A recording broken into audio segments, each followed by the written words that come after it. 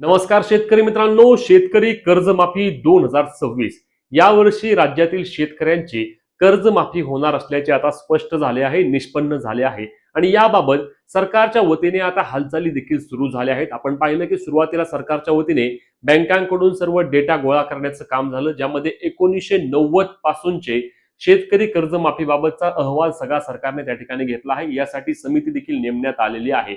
मग आता शेतकऱ्यांसाठी येणाऱ्या बजेटमध्ये म्हणजे आता आपल्याला माहिती आहे की राज्याचं सर्वात महत्त्वाचं अर्थसंकल्पीय अधिवेशन आता सुरू होणार असून दिनांक 6 तारखेला म्हणजे की 6 मार्च रोजी आपल्या राज्याचे अर्थमंत्री आता सध्या आपल्या राज्याचं बजेट जे असणार आहे ते बजेट आपले मुख्यमंत्री देवेंद्र फडणवीस मांडणार आहेत आणि या बजेटमध्ये शेतकरी कर्जमाफीबाबत देखील घोषणा होईल अशी देखील माहिती मिळत आहे किंवा कर्जमाफीसाठी नक्की किती पैसे लागतील, किती बजेट तरतूद करावी लागेल याबाबत सरकार सर्व माहिती या ठिकाणी देणार आहे। मग यासाठी कागदपत्रे तुम्ही दिली का नाही हा देखील एक महत्त्वाचा प्रश्न असणार आहे। अनेक ठिकाणी शेतकरी मयत आहे, मग ते मयत झाल्यानंतर त्यांच्या वारसदारांनी किंवा डॉक्युमेंट कसे द्यायचे किंवा यांची कर्जमाफी होणार कशी असा देखील प्रश्न अनेक शेतकरी बांधवांना त्या ठिकाणी पडत आहे। याबाबतची देखील माहिती आपण यामध्ये घेणार आहोत आणि शेतकऱ्यांनो लक्षात घ्या, एक शेवटची संधी तुमच्याकडे अजूनही आहे।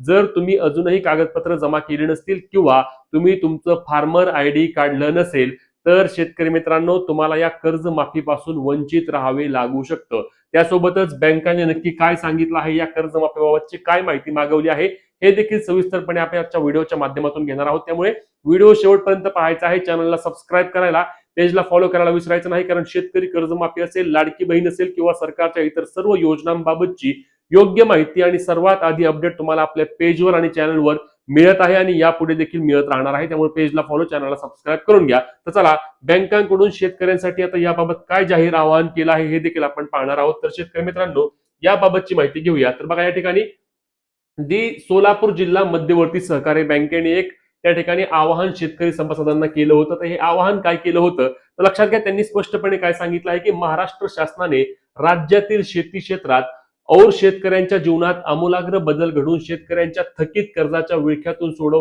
करण्यासाठी अल्पकालीन व दीर्घकालीन उपाययोजनांची माहिती पोर्टलवर अपलोडिंगचे काम सुरू केलं आहे। म्हणजे आपण लक्षात घ्या की आपले मुख्यमंत्री असतील, उपमुख्यमंत्री असतील, महसूल मंत्री असतील, यांच्या वतीने एक गोष्ट वारंवार बोलली जात आहे ती म्हणजे की फक्त आम्ही कर्ज माफीच करणार नाही तर या कर्जाच्या विळख्यातून शेतकऱ्यांना बाहेर कसं काढता येईल याचा आम्ही विचार करणार आहोत। कारण कर्जमाफी वारंवार झालेली आहे, परंतु तरी देखील शेतकरी अडचणीत का जात आहे या बाबींवर देखील आम्ही त्या ठिकाणी समितीच्या वतीने चर्चा करत आहोत। समितीला आम्ही आमच्या समोर बसू, आम्ही चर्चा करू की नक्की विषय काय होतोय, शेतकरी अडचणीत का येत आहे, या अडचणीतून शेतकऱ्यांना कायमचं बाहेर काढता येऊ शकतं का या संदर्भातील देखील सर्व सविस्तर चर्चा करणार आहोत। कारण कर्जमाफी आपण पाहिलं होतं की आता 2019 ला जेव्हा महाविकास आघाडी सरकार स्थापन झालं तेव्हा शेतकऱ्यांची 2 लाखांपर्यंतची सरसकट कर्जमाफी करण्यात आली होती आणि त्यानंतर आता आपण पाहिलं की 6-7 वर्षानंतर परत राज्यातील बहुतांश शेतकरी हे कर्जात डुबलेले आहेत।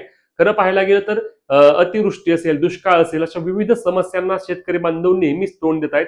त्यासोबत शेतकऱ्यांच्या कोणत्याही शेतीमालाला भाव मिळत नाही आणि अशा अनेक कारणामुळे त्या ठिकाणी शेतकरी बांधव हे कर्जमाफीच्या विळख्यात असतात। मग यावर काय आपल्याला तोडगा काढता येईल का आणि यातून काही शेतकऱ्यांचा फायदा करता येईल का याबाबतची देखील माहिती घेण्यासाठी 1990 पासूनचा डेटा मी बोलतोय की 1990 पासूनची सर्व माहिती त्या ठिकाणी सरकारकडून गोळा करण्याचं काम सुरू झालं आहे। त्यासोबतच काही असे शेतकरी देखील आहेत का की जे दरवर्षी कर्ज काढतायत आणि थकबाकीमध्ये घालवतायत आणि त्यानंतर पुन्हा एकदा त्या कर्जमाफीचा लाभ घेत आहेत। आता तुम्ही म्हणाल की अशा शेतकऱ्यांचं सिबिल खराब होतं, मग त्यांना परत कर्ज मिळतं कसं? तर त्या ठिकाणी सोसायट्या ज्या असतात त्या सोसायट्यांमधून कर्ज घेताना त्या ठिकाणी तुमचा सिबिल स्कोर चेक केला जात नाही। जिल्हा मध्यवर्ती बँकांमध्ये तुम्हाला कर्ज काढण्यासाठी तुमचा सिबिलची आवश्यकता नसते। त्यामुळे त्या ठिकाणी सोसायट्यांमधून शेतकरी बांधव कर्ज काढतायत का आणि ते थकून परत कर्जमाफीचा वारंवार लाभ घेतायत का अशी देखील माहिती त्या ठिकाणी सरकारच्या वतीने तपासली जाणार आहे। कारण वारंवार आपले महसूल मंत्री चंद्रशेखर बावनकुळे असतील किंवा आपले उपमुख्यमंत्री एकनाथजी शिंदे असतील किंवा आपले मुख्यमंत्री देवेंद्रजी फडणवीस असतील यांनी स्पष्टपणे एक गोष्ट सांगितली आहे की गरजू शेतकऱ्यांची कर्जमाफी आम्ही करणार आहे। त्यामुळे नक्की गरजू कोण आहे हा डेटा सरकार घेणार का? तर त्या ठिकाणी शेतकरी बांधव विचारतायत की आम्ही केलं की आम्हाला तुम्ही त्या ठिकाणी विचारताय, परंतु अनेक मंत्री आहेत की अनेक जण चुकीच्या पद्धतीने लाभ घेत आहेत, अनेक उद्योजक पळून जात आहेत, त्यांच्या बाबतीत कोण बोलणार? असो द्या, तो मुद्दा आपण नंतर बोलूया, पण सध्या महत्त्वाची माहिती आपण यामध्ये घेऊया। तर यामध्ये बघा खाली काय आहे, ज्या शेतकरी सभासदांनी आपली माहिती दिलेली नाही ते तात्काळ आवश्यक कागदपत्रांची पूर्तता करून विविध कार्यकारी संस्थेच्या सचिवाकडे बँकेच्या नजीकच्या शाखेत जाऊन संपर्क साधावा. मी या आधी देखील सांगितलं आहे, परत तुम्हाला सांगतोय की शेवटची संधी आहे. शेवटचे 2-3 दिवस उरले आहेत. यामध्ये तुम्ही अजूनही तुमच्या कर्जाबाबतची माहिती म्हणजेच की तुमचे डॉक्युमेंट जर तुम्ही तुमच्या सोसायटीमध्ये जमा केले नाहीत तर त्या ठिकाणी तुम्हाला या कर्जमाफीच्या लाभापासून वंचित राहावे लागू शकते. डॉक्युमेंट्स म्हणजे काय, तुम्हाला जास्त द्यायचं नाही. तुमचं आधार कार्ड असेल, तुमचं पॅन कार्ड असेल, तुमचं किसान क्रेडिट कार्ड असेल, तुमचं ॲग्रीस्टॅक नोंदणी म्हणजेच की फार्मर आयडी असेल, तुमचा चालू वर्षाचा 7/12 असेल, 8 असेल, अशी काही डॉक्युमेंट्स आहेत. ते डॉक्युमेंट्स तुम्हाला तुमच्या सचिवांकडे, तुमच्या सोसायटीचे जे सचिव असतात त्या सचिवांकडे नेऊन द्यायचे आहेत किंवा चेअरमनकडे नेऊन द्या. आणि त्या संदर्भात त्या ठिकाणी तुमचे डॉक्युमेंट गेल्यानंतर ती माहिती पोर्टलवर अपलोड केली जाते आणि ती पोर्टलवर माहिती अपलोड केल्यानंतर सरकारकडे ती माहिती पोहोचते की नक्की किती शेतकऱ्यांची कर्जमाफी करायची आहे, किती रक्कम लागणार आहे, अशी सर्व माहिती त्या ठिकाणी सरकार गोळा करत आहे. आणि म्हणूनच शेतकरी बांधवांना पुन्हा एकदा विनंती करतोय की तुम्ही जर हे डॉक्युमेंट दिले नसतील तर शेवटची संधी आहे. एकदा काही डॉक्युमेंट एकदा वर गेले आणि ही जर मुदत संपली की तुम्ही या कर्जमाफीच्या लाभापासून वंचित राहू शकता आणि तुम्हाला मोठा फटका बसू शकतो, लक्षात घ्या. त्यानंतर मयत सभासदांच्या बाबतीत वारसाने संबंधित विविध कार्यकारी संस्थेत भेट देऊन वारसाचे आधार कार्ड, सेव्हिंग खाते याची झेरॉक्स प्रत देऊन सहकार्य करावे असे बँकेतर्फे आवाहन करण्यात येत आहे. मयत खातेदार असल्यास त्याचा जो कोणी वारसदार होता त्या वारसदाराच्या बँकेचं खातं देऊन तुम्हाला त्या ठिकाणी ती माहिती तुम्हाला तुमच्या सचिवांकडे किंवा तुमच्या सोसायटीमध्ये जमा करावी लागणार आहे. लक्षात घ्या शेतकरी बांधवांनो, कारण तयारी पूर्ण झाली असून लवकरच कर्जमाफी होणार असल्याची देखील माहिती मिळत आहे.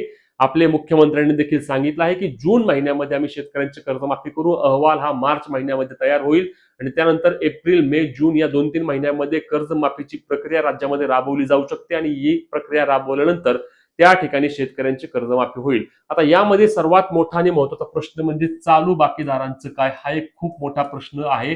चालू बाकीदारांना त्या ठिकाणी प्रोत्साहन दिले जाणार असल्याचे देखील बोललं जात आहे. याबाबत देखील जी समिती आहे ती समिती अहवाल देत आहे की जे चालू बाकीदार आहेत त्यांना अधिकचे प्रोत्साहन तुम्ही द्या, म्हणजेच की ते नेहमी आपले कर्ज नवजुनं करतील. आपण मागे देखील पाहिलं होतं की 2019च्या कर्जमाफीच्या वेळी प्रोत्साहनपर अनुदान म्हणून 50,000 रुपये शेतकऱ्यांच्या खात्यावरती जमा करण्यात आले होते आणि त्यातही अनेक शेतकरी त्या लाभापासून वंचित राहिले होते. मग अनेक शेतकऱ्यांचं जे चालू बाकीदार आहेत त्यांचं मत येतंय की आम्ही आमचे कर्ज नवजुनं करून सरकारला त्या ठिकाणी व्याज भरून किंवा बँकेला व्याज भरून आम्ही चुकतोय का, आमची चूक होते का, आम्ही दरवर्षी आमचे कर्ज नवजुनं करतोय, असा देखील प्रश्न त्या ठिकाणी शेतकरी विचारत आहेत. त्यामुळे या चालू बाकीदारांची देखील दखल सरकारला घ्यावी लागणार आहे. खरं पाहायला गेलं तर जे चालू बाकीदार आहेत, जे शेतकरी ज्यांचे चालू बाकी आहे, ज्यांचं थकबाकीमध्ये कर्ज गेलं नाही, ते देखील वारंवार आम्हाला विचारतात की तुम्ही एक मागणी नक्की लावून द्या की चालू बाकीदारांची देखील सरसकट माफी झाली पाहिजे, म्हणजेच की काहीच राहिलं नाही पाहिजे. तुमची चालू बाकी असू द्या, थकबाकी असू द्या, तुमच्या शेतकऱ्याचा 7/12 हा कोरा झाला पाहिजे, जेणेकरून शेतकरी पुन्हा वर येईल. नाहीतर हे काय होणार आहे की चालू बाकीदारांना जर तुम्ही यावेळी कर्जमाफी जर नाही दिली किंवा त्यांचे जर तुम्ही त्या ठिकाणी प्रोत्साहनपर अनुदान वगैरे जर काय काढलं तर ते शेतकरी परत त्यांचं कर्ज नवजुनं करतील का, असा देखील विचार त्या ठिकाणी सरकारला करावे लागणार आहे. आणि म्हणूनच सरकार या सर्व बाबींची दखल घेण्यासाठीच एक कमिटी नेमली आहे आणि ती कमिटी अहवाल तयार करत आहे. यामध्ये बघा 1990 ते 2025 पर्यंत सर्व शेतकऱ्यांना लाभ, म्हणजे मी काय म्हणतो 1990 पासूनच्या थकबाकीदाराची त्या ठिकाणी माहिती सरकारने घेतली आहे. परंतु सगळ्यांचीच 1990 पासून 2025 पर्यंत कर्जमाफी खरंच शक्य होईल का? आता यामध्ये बघा डेटा काढायचा असल्यास 14 जिल्ह्यामध्ये सर्वाधिक थकबाकी आहे. थकबाकीदार कोणत्या जिल्ह्यामध्ये आहेत सर्वाधिक, तर यामध्ये सोलापूर जिल्हा 1 नंबरला आहे, पुणे जिल्हा 2 नंबरला आहे, नाशिक आहे, परभणी आहे, धाराशिव आहे, त्याच्या खालोखाल नांदेड आहे, नागपूर आहे, मुंबई आहे, त्यानंतर जालना आहे, बुलढाणा आहे, बीड आहे, छत्रपती संभाजीनगर आहे, अमरावती आहे आणि अहिल्यानगरचा देखील जे टॉप 14 जिल्हे ज्याच्यात जिथे जास्तीत जास्त थकबाकीदार आहेत त्यामध्ये या 14 जिल्ह्यांचा समावेश होतो. त्या खालोखाल विषय कसा आहे तर बघा, शेतकरी आणि थकबाकीची सद्यस्थिती काय आहे तर एकूण शेतकरी म्हणजे थकबाकीदार किती आहेत तर 24,73,356 असे शेतकरी आहेत आणि एकूण त्यांचं थकबाकी किती आहे तर 35,477 कोटी रुपयांची त्या ठिकाणी थकबाकी आहे.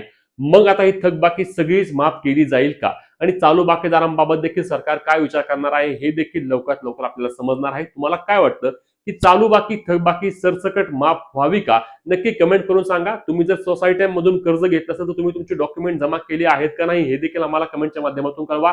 ज्यांच्याकडे राष्ट्रीयकृत बँकांचं कर्ज आहे त्यांना डॉक्युमेंट देण्याची गरज नाही. तो डेटा ऑनलाईन असतो आणि तो डेटा डायरेक्ट त्या ठिकाणी सरकारकडे किंवा सहकार विभागाकडे ट्रान्सफर केला जातो. त्यामध्ये अडचण येत नाही.